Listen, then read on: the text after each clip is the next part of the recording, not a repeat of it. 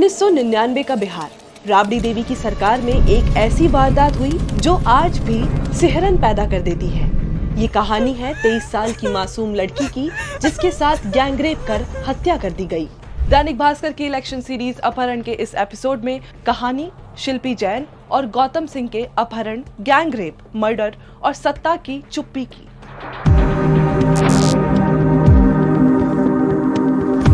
3 जुलाई 1999 दोपहर 3:30 बजे पटना के कपड़ा कारोबारी उज्जवल जैन की 23 साल की बेटी कोचिंग के लिए तैयार हो रही थी। शिल्पी मिस पटना रह चुकी थी और दोस्तों में इसी नाम से जानी जाती थी। घर से निकलकर उसने रिक्शा लिया। थोड़ी दूर निकली ही थी कि एक सफेद मारुति कार आकर उसके सामने रुकी। अंदर से एक लड़का चिल्लाया, अरे शिल्पी, रिक्शा क्यों? बैठो, मैं छोड़ दूंगा। ये लड़का शिल्पी का बॉयफ्रेंड गौतम सिंह का दोस्त था। शिल्पी बिना कुछ सोचे कार में बैठ गई। थोड़ी दूर चलने के बाद रास्ता बदल गया तो शिल्पी बोली, ये कोचिंग का रास्ता नहीं है। लड़के ने मुस्कुराते हुए उसे मनाया और कहा, अरे घबराओ मत, सरप्राइज है। वाल्मी गेस्ट हाउस जा रहे हैं, गौतम इंतजार कर रहा है।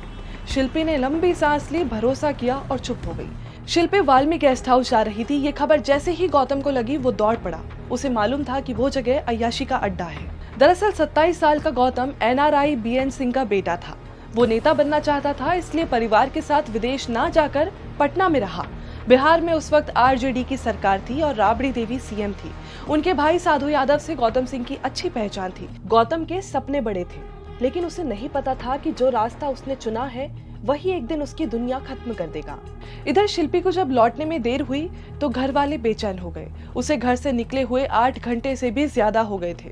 घर वालों ने कोचिंग में फोन किया तो पता चला कि शिल्पी तो आई ही नहीं। आखिरकार गांधी मैदान थाने में FIR दर्ज हुई। इधर गौतम वाल्मी गेस्ट हाउस पहुंचा।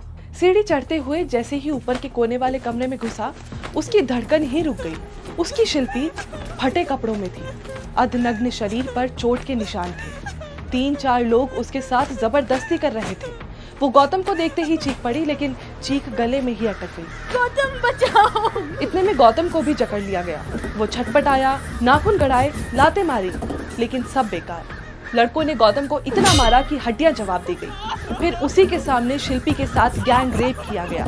इसके बाद उन दोनों को जहर देकर मार डाला। 4 जुलाई रात 8:30 बजे पुलिस पटना के फुलवारी शरीफ पहुंची। दोनों, शिल्पी और गौतम का शव नग्न हालत में सफेद मारुति में मिला, जिसे एक गैरेज में पार्क किया गया। ये गैरेज उस समय की CM राबड़ी देवी के भाई साधु यादव का था। पुलिस जांच कर रही थी कि साधु यादव समर्थकों के साथ पहुंच गए। थोड़ी देर बाद लाशें पोस्टमार्टम के लिए भेजी गई और गाड़ी को थाने ले जाया गया। आरोप लगा कि थाने में कार से सारे फिंगरप्रिंट मिटा दिए गए। ऊपरी दबाव से पुलिस ने पोस्टमार्टम से पहले ही केस को आत्महत्या बता दिया और दावा किया कि मौत कार्बन मोनोऑक्साइड से हुई है। शवों का अंतिम संस्कार भी हड़बड़ी में कर दिया गया, लेकिन पोस्टमार्टम रिपोर्ट से साफ हुआ कि शिल्पी और गौतम की बॉडी में लेथल एल्यूमिनियम नाम का जहर मिला था। शिल्पी के साथ गैंगरेप की बात भी साबित हो गई थी, लेकिन ऐसा लगता था कि पुलिस पहले ही सब कुछ तय करके बैठी थी। SP सिटी भाटिया पर आरोप लगे कि वो मुख्यमंत्री राबड़ी देवी के भाई साधु यादव को बचाने में लगे हैं। मुद्दे पर विपक्ष ने हंगामा कर दिया। साधु यादव के खिलाफ प्रदर्शन शुरू हो गए। राबड़ी देवी पर दबाव बढ़ा तो उन्होंने सितंबर 1999 में केस CBI को ट्रांसफर कर दिया। CBI ने DNA जांच के लिए साधु यादव से खून मांगा, लेकिन वो तैयार नहीं हुए। 1999 से 2004 तक जांच के बाद CBI ने क्लोजर रिपोर्ट दी, जिसमें मौत को आत्महत्या बताया गया। शिल्पी के भाई प्रशांत जैन ने केस को सुप्रीम कोर्ट में ले जाना चाहा, लेकिन 8 जनवरी 2006 को उन्हें भी किडनैप कर लिया गया। इस बीच पुलिस ने बख्तियारपुर और ताल इलाके में खोजबीन की। करीब 2 हफ्ते बाद 17 जनवरी 2006 को प्रशांत को सुरक्षित छुड़ाया गया।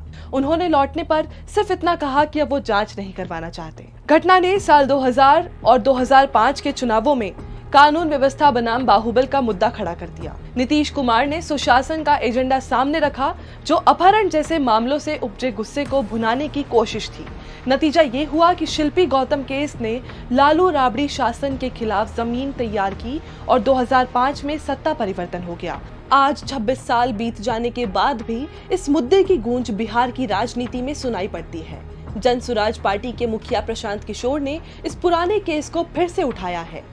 2025 के विधानसभा चुनाव में जब जब कानून व्यवस्था और न्याय से जुड़े सवाल गूंजते हैं, इस अपहरण कांड की याद भी ताजा हो जाती है। इस वीडियो में फिलहाल इतना ही। अगले एपिसोड में जानेंगे एक और अपहरण कांड जिसने बिहार की सत्ता हिलाई। ऐसे ही और वीडियोस देखने के लिए डाउनलोड करें दैनिक भास्कर ऐप।